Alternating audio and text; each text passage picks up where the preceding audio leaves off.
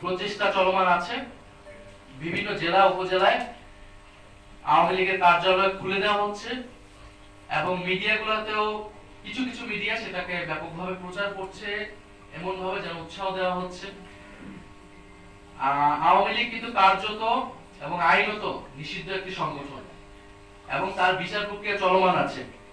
এই বিচার প্রক্রিয়া চলমান অবস্থায় আওয়ামী লীগের কার্যক্রম সম্পূর্ণরূপে নিষিদ্ধ। মিডিয়া সেটা প্রচার করতে পারে না, প্রশাসন কোনোভাবেই সেটাকে প্রশ্রয় দিতে পারে না। এই যে আওয়ামী লীগের কার্যালয়গুলো খোলা হচ্ছে এবং আওয়ামী লীগকে প্রশ্রয় দেওয়া হচ্ছে, আমরা মনে করি না এটা অটোমেটিক ভাবে হচ্ছে। এটা অবশ্যই এই নতুন সরকারের প্রশাসনের এবং সরকারি দলের প্রশ্রয়ে এটা হচ্ছে। তাদের কাছ থেকে গ্রিন সিগন্যাল ছাড়া আওয়ামী লীগ এটা করার সুযোগ বা সাহস পেত না। গত ১.৫ বছর কিন্তু প্রশাসন অনেক জায়গায় ব্যর্থ হলেও জনগণ কিন্তু প্রতিরোধ করেছে।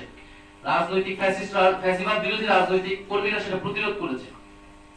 ফলে আমরা আশঙ্কা করছি যে এই নির্বাচনে এরকম একটা যোগসাজশ হয়েছে ভারত, আওয়ামী লীগ এবং বিএনপির মধ্যে, এবং আওয়ামী লীগের পুরো ভোট ব্যাংকটাকে বিএনপি নিজের দিকে নেওয়ার চেষ্টা করেছে। বিএনপির, এটা আমরা আগেও বলেছি, এটা নতুন কোনো কথা না, বিএনপির বিভিন্ন বক্তব্যে তার মঞ্চে জয় বাংলা স্লোগান দেওয়া, আওয়ামী লীগের লোকদেরকে পুনর্বাসন করা, হত্যা মামলা আসামিদেরকে নিজের দলে ফেরানো, এই চেষ্টা কিন্তু স্থানীয় পর্যায়ে হয়েছে।